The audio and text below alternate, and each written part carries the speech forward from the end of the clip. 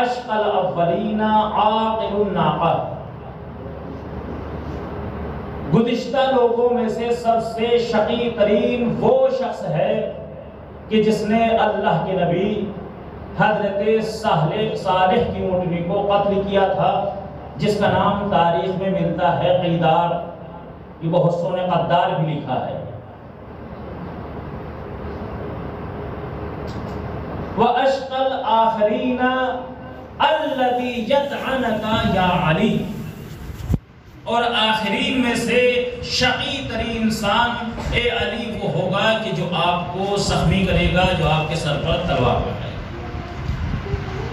آج 20 ماہ مبارک رمضان ہے، کل کا جو دن گزرا ہے ضربت مولا کائنات کا دن تھا۔ اسی حوالے سے تاریخ کی کچھ جھلکیاں آپ کے سامنے پیش کروں گا۔ ایک جیتی جاگتی صلوات پڑھیں عصمت اہل بیت علیہ السلام۔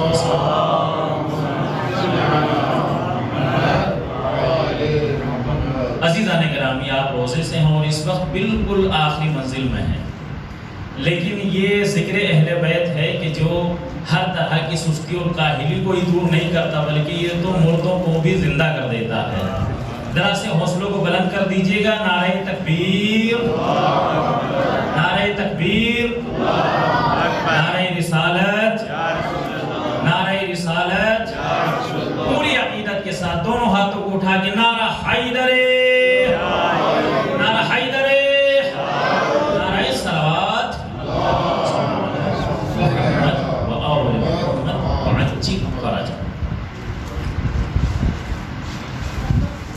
مولا کائنات کو نبی کریم بتا رہے ہیں کہ شقی ترین انسان وہ ہوگا کہ جو آپ کو قتل کرے گا۔ اب سوال یہ ہے کہ ابھی تو ہمارے بچے بھی جانتے ہیں، ان سے پوچھے کہ کون ہے مولا کائنات کا قاتل، تو یہ بھی بتا دیں گے ابن ملجم ہے۔ اب سوال یہاں پر یہ ہے، طلاب ذوی احترام کا مجمع ہے، کہ ابن ملجم کیا ابتدا سے شقی ترین تھا یا بعد میں شقی ترین ہوا؟ جس نے بھی تاریخ کا مطالعہ کیا ہے یقیناً وہ یہ بات جانتا ہے کہ وہ پہلے کچھ اور تھا، بعد میں کچھ اور ہو گیا۔ تاریخ شاہد ہے کہ ابن ملجم اپنے دور کا متقی انسان تھا۔ تاریخ پیش کر رہا ہوں، اپنے عقیدہ پیش نہیں کر رہا ہوں، توجہ کیجئے گا جانے گرامی۔ تاریخ شاہد ہے کہ ابن ملجم اپنے دور کا متقی انسان تھا، عابد و زاہد تھا، شب زندہ دار تھا، اور محبت علی کا بے پناہ دعویٰ کیا کرتا تھا۔ یہ میری خطابت نہیں ہے، روایت شاہد ہے کہ جب قتل عثمان ہوا اور علی مرتضیٰ نبی کے بلا فصل خلیفہ کو ظاہری خلافت ملی، میں بہت احتیاط کے ساتھ گفتگو کر رہا ہوں عزیزان گرامی، علی خلیفہ بلا فصل ہیں، توجہ ہے حضرات کی، علی خلیفہ بلا فصل ہیں، جو اس بات کا انکار کرے وہ جہنم سے بلا فصل ہے۔ علی خلیفہ بلا فصل ہیں، باغ فدق کے لٹیرے اور چوروں کو خلیفہ کہنا خود لفظ خلیفہ کی توہین ہے۔ لفظ خلیفہ، خلیفہ رسول ایک ایسا لفظ ہے جو یا تو علی کو زیب دیتا ہے یا اولاد علی کو زیب دیتا ہے۔ یہ لفظ مکہ اور مدینہ کے نہ کسی کافر کو زیب دیتا ہے، نہ کسی منافق کو زیب دیتا ہے، نہ کسی مشرک کو زیب دیتا ہے، نہ کسی بھیڑ اور بکری کو زیب دیتا ہے، نہ یہ ایسا لفظ ہے جو صرف حیدر کرار کو زیب دیتا، کسی فرار کو زیب نہیں دیتا۔ صلوات پڑھ دیں پر محمد و آل محمد۔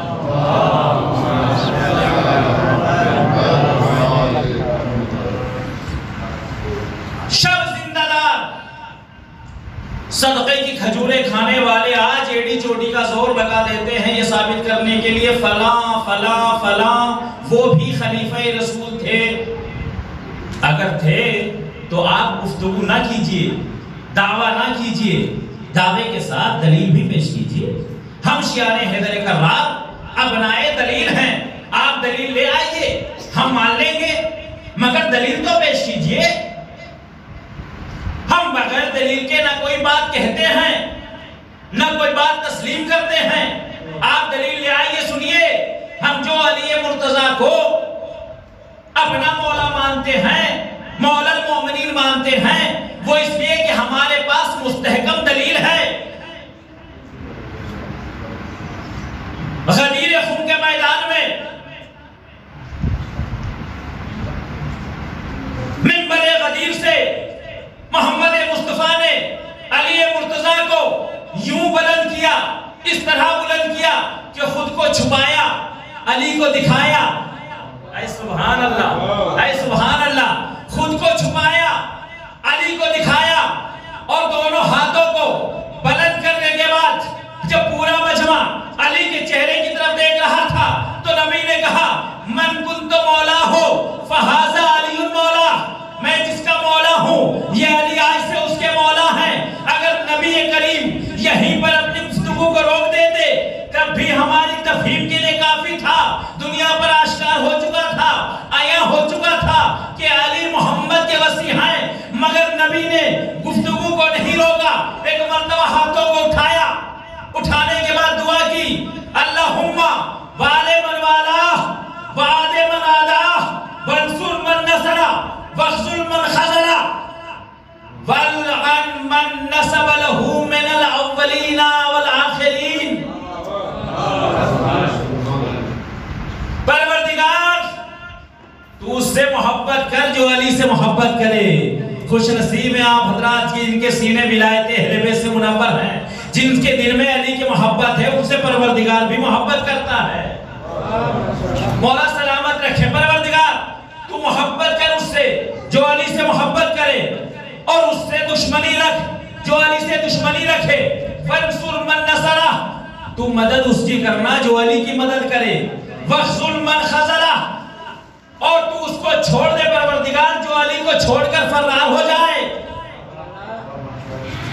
والعن, یا آخر میں نبی کریم جو دعا کرتے ہیں وہ دعا عام دعا نہیں ہے.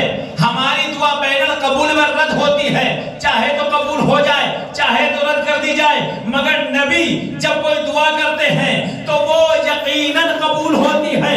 یہاں پر نبی کریم دعا کر رہے ہیں والعن من نسب له من الاولین والآخرین. پروردگار جو بھی علی سے دشمنی رکھے تو اس کے اوپر لعنت کر. اس دعا سے یہ بات واضح ہو گئی کہ علی کے دشمن پر لعنت کرنا خدا کی سنت بھی ہے, نبی کی سنت بھی ہے. صلوات پڑھنے پر محمد و آل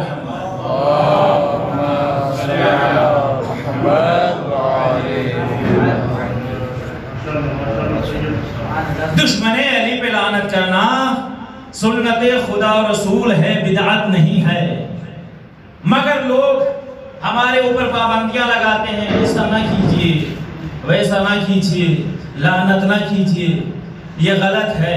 کبھی کبھی تو قتل کی دھمکیاں بھی مل جاتی ہیں ہم لوگوں کو, مگر ہم ڈرتے ہیں نہیں, خوف ہوتا ہے ہم کو نہیں. کیوں؟ علی کے چاہنے والے مرنے سے ڈرتے ہی نہیں ہیں, اس لیے کہ ہم تو موت کو موت سمجھتے نہیں, بلکہ موت کو ہم تو علی سے ملاقات کا بہانہ سمجھتے ہیں. موت سے ہم ڈرتے ہی نہیں. تاریخ شاہد ہے, تختہ دار پہ بھی نام ہمارے ہے رقم. صرف منبر سے ہی مدحت نہیں کرتے ہم لوگ, تختہ دار پہ بھی نام ہمارے ہے رقم. آپ کی مرضی جیسے سن لیجئے گا. ظاہر سی بات ہے کہ روزے میں آپ اتنا ہی بول رہے ہیں, یہی بہت بڑی بات ہے. مولا سلامت رکھیں آپ حضرات کو. لیکن ذرا ذکر علی کے اوپر اپنی عقیدتوں کو ذرا تھوڑا سا جوان کر دیجئے گا, اس لیے کہ علی کے چاہنے والے کبھی بوڑھے ہوتے بھی نہیں ہیں. یہاں اگر کمر جھک جائیں تو یا علی کہہ کر جب کھڑے ہوتے ہیں تو حبیب جیسا حوصلہ ہمیں ملنے لگتا ہے. توجہ کیجئے گا کہ تختہ دار پہ بھی نام ہمارے ہیں رقم. صرف منبر سے ہی مدحت نہیں کرتے ہم لوگ. لوگ کہتے ہیں کہ آپ فلاں کے اوپر لعنت کرتے ہیں, فلاں پر لعنت کرتے ہیں. بھئی لعنت ہم نہیں کرتے, کردار ہی ایسے ہیں. تختہ دار پہ بھی نام ہمارے ہیں رقم. مولانا حسین صاحب آخری فرد تک, تختہ مولانا سلمان صاحب کہ تختہ دار پہ بھی نام ہمارے ہیں رقم. صرف ممبر سے ہی مدحت نہیں کرتے ہم لوگ، بعض کردار ہی ایسے ہیں کہ گھن آتی ہے، ورنہ ہر ایک پہ لعنت نہیں کرتے ہم لوگ۔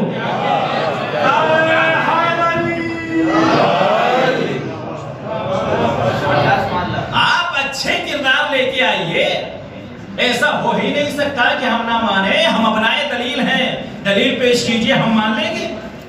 دیکھیے جانے گرامی، یہ ولایت علی کا کمال ہے، ذکر علی کا کمال ہے کہ بات کہیں سے نکلی اور کہیں تک پہنچ گئی۔ ہم عرض یہ کر رہے تھے کہ ابن ملجم ایک متقی زاہد و عابد، تاریخ پیش کر رہا ہوں، پھر میں لفظوں کو تکرار کر رہا ہوں، عقیدہ نہیں ہے میرا، تاریخ میں ہے۔ زاہد انسان تھا، متقی تھا، پرہیزگار تھا، شب زندہ دار تھا، محبت علی کا بے پناہ دعویٰ کیا کرتا تھا۔ تاریخ شاہد ہے کہ جب مولا کائنات ظاہری خلافت کے اوپر آئے تو مولا کائنات نے جہاں جہاں آپ کے گورنر تھے، تمام ملکوں میں، تمام شہروں میں، وہاں پر کسی کو اسی جگہ پر برقرار رکھا اور کسی کو معزول کر دیا۔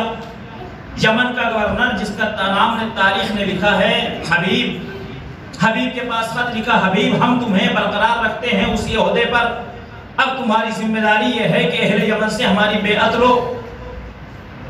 بیعت لی گئی، پیغام میں اور کیا تھا، جب ہماری بیعت لے چکو تو اس کے بعد اپنے علاقے کے جو سب سے زیادہ باوثوق اشخاص ہوں، دیندار ہوں، متقی ہوں، ان کو 10 لوگوں کو میری خدمت میں روانہ کیا جائے۔ تاریخ شاہد ہے کہ حبیب نے 100 لوگوں کا انتخاب کیا، 100 میں 70 کا انتخاب کیا، 70 میں سے 30 کا انتخاب کیا، 30 میں سے 10 کا انتخاب کیا، اور ان 10 افراد کو مولا کائنات کی خدمت میں بھیجا۔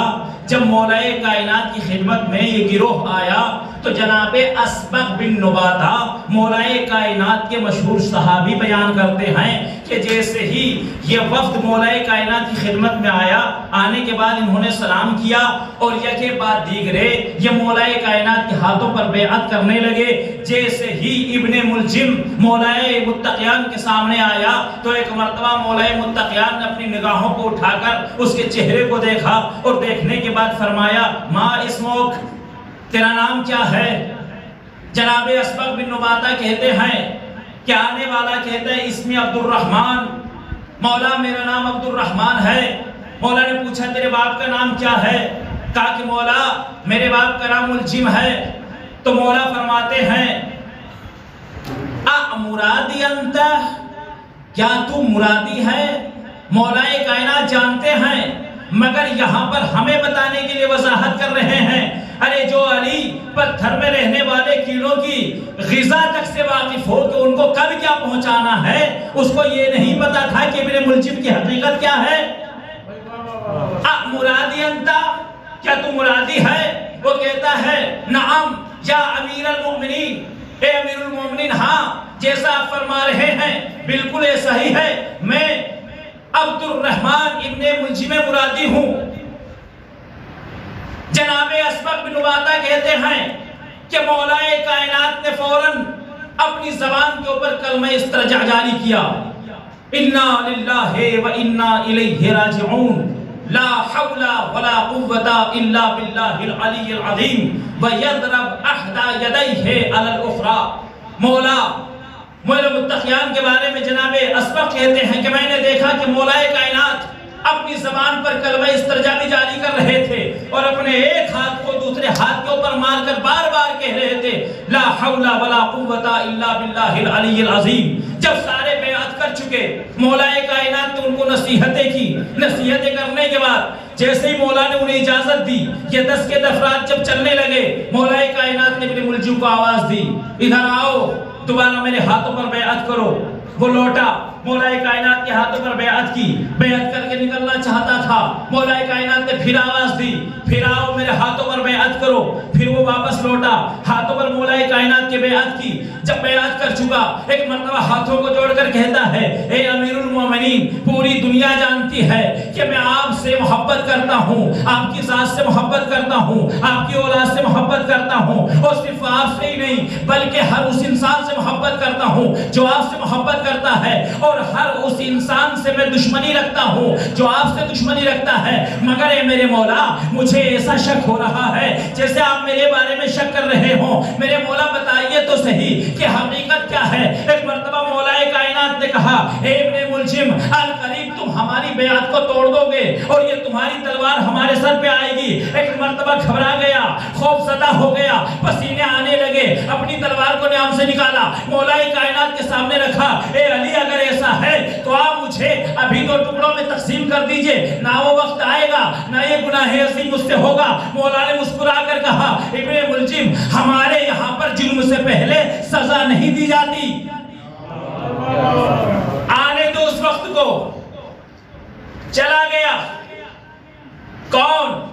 ابن ملجم مولا کائنات سے محبت کا وعدہ کرتے ہوئے مولا کائنات کی بارگاہ سے نکل گیا۔ عزیزان گرامی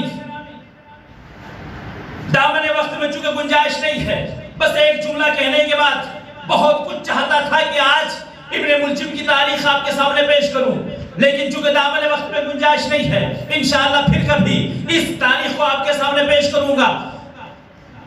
ابن ملجم مولا کائنات کا چاہنے والا، شب زندہ دار، متقی اور پرہیزگار، مگر تھا بعد میں کیا ہوا؟ اشقل آخرین کا لقب مل گیا اس کو۔ کیسے ہو گیا؟ اتنا علی کا چاہنے والا جب بدبختی آئی اور بدبختی نے اس کو گھیرا تو وہ دشمن دوست سے دشمن ہو گیا، اس کی دوستی دشمنی میں بدل گئی۔ تو پتا چلا کہ اگر کوئی دور حاضر میں بھی آپ کو کوئی ایسا نظر آئے کہ جو پہلے علی کی محبت میں قصیدے پڑھتا تھا، علی کے فضائل پیش کیا کرتا تھا، علی کا نام اپنی زبان پہ لیتا تھا، اور اب اگر اس کی زبان پر علی کے دشمنوں کی مدح و ثنا ہے تو سمجھ لیجئے کہ وہ کل علی کا چاہنے والا تھا یا نہیں تھا، مگر آج علی کا چاہنے والا نہیں ہے۔ تاریخ ابن ملجم، آخری جملہ کہہ رہا ہوں جانے گرامی، تاریخ ابن ملجم نے روزے روشن کی طرح ہمارے سامنے اس مسئلے کو واضح کر دیا کہ دیکھو یہ کمال نہیں ہے کہ کوئی ابتدا میں علی کے قصیدے پڑھے، کمال یہ ہے کہ مرتے دم تک کس حال پر رہا۔ آج مجھے تعجب ہے کوئی ایسے انسان کو بھی اپنا رہنما اور قائد مان رہے ہیں جو نہ صرف یہ کہ علی کے دشمنوں کے قصیدے پڑھتا ہے بلکہ علی کے دشمنوں کو اپنا آئیڈیل مان رہا ہے۔ اب ایسا انسان کوئی بارے میں ہمیں سمجھ لینا چاہیے تاریخ ابن ملجم کو سامنے رکھنے کے بعد کہ ماضی نہ دیکھو کہ کل کیا تھا، آج دیکھو کہ کس کو اپنا رہبر مان رہا ہے، علی کو آئیڈیل مان رہا ہے یا دشمن علی کو آئیڈیل مان رہا ہے۔ صلوات پڑھ دیں پر محمد و آل محمد۔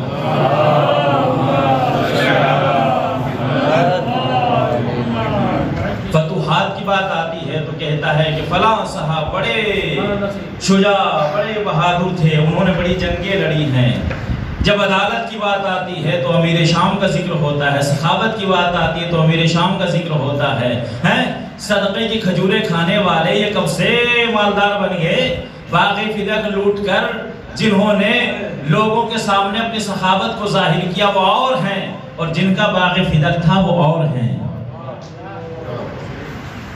عزیزان گرامی، یہ شقی ترین انسان جو کل تک مولا کائنات کا چاہنے والا تھا، وہ وقت بھی گزرا کہ مولا کائنات کی پیشن گوئی پوری ہوئی، قتل کے ارادے سے اپنے وطن سے چلا، کوفہ میں داخل ہوا۔ 20 شعبان المعظم کو یہ کوفے میں داخل ہوا۔ آنے کے بعد جو ہم فکر لوگ تھے، یہ بھی تاریخ کا عالمیہ ہے عزیزان گرامی، کہ جب ہم فکر لوگ ہوتے ہیں تو وہ ایک دوسرے سے ملنا شروع کر دیتے ہیں۔ جیسے ہی یہ کوفے میں داخل ہوا، بہت سے خاندان ایسے تھے جو علی سے دشمنی رکھتے تھے۔ کس وجہ سے؟ علی کی عدالت کی وجہ سے۔ اور انہی میں سے ایک خاندان تھا اشعث کا خاندان۔ پورے پورا خاندان بدبخت خاندان، بدنصیب خاندان، باپ علی کے مقابلے میں آیا، بیٹی امام حسن کے مقابلے میں آئی، بیٹا جناب امام حسین کے مقابلے میں آیا۔ اسی کی بیٹی جعدہ بنت اشعث جس نے امام حسن کو زہر دیا، اسی کا بیٹا محمد ابن اشعث جس نے جناب مسلم کو گھیرنے کے بعد ابن زیاد کے حوالے کیا اور پھر کربلا میں امام حسین کے سامنے آیا۔ یہی بدبخت انسان اشعث نبی کریم کے دور میں ایمان لے کے آیا، مگر ہمارے علماء کہتے ہیں کہ مغالطہ ہے، یہ ایمان نہیں لایا تھا۔ بڑا فرق ہے عزیزان گرامی اسلام لانے میں اور استسلام ہونے میں۔ یہ اسلام نہیں لایا تھا، یہ استسلام لایا تھا، اور جیسے ہی نبی کریم کی آنکھ بند ہوئی، اس کا کفر سن کھل کے سامنے آ گیا، واپس پلٹ گیا، خلیفہ اول کا دور آیا، پتہ چلا کہ کچھ لوگ مرتد ہو گئے ہیں، ان کو پکڑا گیا، قید کیا گیا، خلیفہ کے سامنے لایا گیا، مولائے کائنات بیٹھے ہوئے ہیں، جیسے مولائے کائنات پر نظر پڑی خوف طاری ہو گیا، پھر دوبارہ کلمہ پڑھ لیا۔ اسی لیے میں اکثر اپنی مجلسوں میں کہتا ہوں کہ اسلام صرف تلوار کے زور سے نہیں پھیلا، اسلام کی نشر و اشاعت میں 3 چیزیں رئیسی کردار رکھتی ہیں۔ پہلا ہے اخلاق محمد، دوسرا ہے شجاعت علوی، اور تیسرا ہے مال خدیجہ۔ پہلے علی کے تلوار کے خوف سے اسلام قبول کیا تھا، آج جب علی کے سامنے آیا، مرتد سے پھر مسلمان ہو گیا، ہو تو گیا، مگر دل میں علی کی محبت نہیں تھی، علی سے بغض تھا۔ وہ بغض کب نکلا؟ خوارج کا دور آیا، ابن ملجم بھی خوارج میں سے ہے، یہ بھی خوارج میں سے ہے، ایک دوسرے کے ساتھ ملے، قتل کی پوری تیاریاں ہوئی، قطامہ کو اپنے ساتھ ملایا گیا۔ یہ 3 ابرص تھے جو مولائے کائنات کی قتل کی تیاریاں کر رہے تھے۔ تیاریاں مکمل ہوئی، شب 19 آئی، اپنی اس تلوار کو لے کر جس کے بارے میں مختلف روایتیں ہیں، کوئی کہتا ہے کہ 6 مہینے تک مسلسل اس ملعون نے اس کو زہر میں ڈبویا تھا، کوئی کہتا ہے کہ 40 دن تک ڈبویا تھا، مگر خود ابن ملجم کہتا ہے کہ جب جناب ام کلثوم کو گریہ کرتے ہوئے دیکھا، آواز کانوں میں آئی، کسی سے پوچھا یہ کون خاتون ہے جو گریہ کر رہی ہے، یا علی کہہ کر، یا بابا کہہ کر، تو ایک مرتبہ کسی نے بتایا یہ علی مرتضیٰ کی چھوٹی صاحبزادی ہیں۔ ایک مرتبہ ابن ملجم کہتا ہے کہ یہ جو کہہ رہی ہیں کہ میرے بابا کے لیے دعا کرے، اے بھائی حسن آپ طبیب کا اہتمام کریں، ان کو بتا دے کہ ان کے بابا پہ میں نے ایسی تلوار کا وار کیا ہے کہ اس سے کوئی زندہ بچ ہی نہیں سکتا۔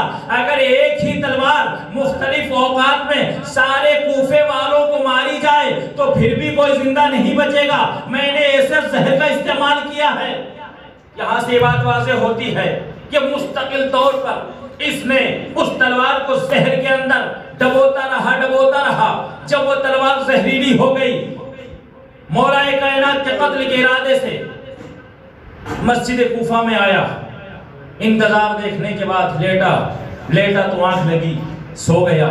مولائے متقیان اپنے بیت الشرف سے نکلنے کے بعد ابھی چاہتے ہیں کہ اپنے دروازے سے باہر آئیں کہ مرغابیوں نے دامن تھام لیا اور چیخ کر کے کہتی ابو الحسن اے ہمارے آقا، اے میرے مولا، آپ جا رہے ہیں، ہمیں ایسا محسوس ہو رہا ہے کہ آپ واپس نہیں آئیں گے۔ مولا حسن کو آواز دی، بیٹا حسن ان کے لیے کھانے اور پانی کا اہتمام کرنا، اگر نہ کر سکو تو ان کو راہ خدا میں آزاد کر دینا۔ چند قدم اور آگے بڑھے، دروازے سے نکلنا چاہتے ہیں، زنجیر در نے دامن تھام لیا۔ بعض علماء لکھتے ہیں کہ زنجیر در سے گریہ کی آواز آ رہی تھی اور شاید کہ زبان بے زبانی سے زنجیر در کہہ رہی ہو مولا ہمیں چھوڑ کر نہ جائیے گا، مگر مولا ہیں جو اپنا وعدہ نبھانے کے لیے جا رہے ہیں۔ مولائے کائنات بیت الشرف سے نکلے، مسجد کوفہ میں پہنچے، جو لوگ سوئے ہوئے تھے ان کو جگایا، اور جگانے کے بعد مولائے کائنات خود عبادت مشغول ہو گئے۔ نماز کا وقت قریب ہوا، گلدستہ اذان تک پہنچے اور ایک مرتبہ صدائے تکبیر بلند کی، اللہ اکبر۔ میں کہوں گا کوفے والو یہ علی کی آخری اذان ہے، آج کے بعد علی کی آواز سننا تمہیں نصیب نہیں ہوگا۔ علی کی آواز بلند ہوئی، لوگ جوق در جوق اپنے گھروں سے نکلنے لگے، مسجد کی طرف آنے لگے۔ وضو کرنے کے بعد صفیں مرتب ہوئی، مولا کائنات نماز پڑھانے کے لیے مصلی عبادت پر کھڑے ہوئے، قیام و رکوع کی منازل طے کرتے ہوئے سید الوسیل جیسے ہی سجدے میں پہنچے، ایک مرتبہ اس عشق الآخرین نے، عشق شقی ترین انسان نے ایک مرتبہ تلوار کا ایسا وار کیا کہ مولا کائنات کا سر شکافتہ ہو گیا۔ مولا کائنات ایک مرتبہ تڑپنے لگے، خاک زمین کو اٹھایا، اپنے زخم میں ڈالا اور ایک مرتبہ کہا فزتو ورب الکعبہ، رب کعبہ کی قسم آج علی کامیاب ہو گیا۔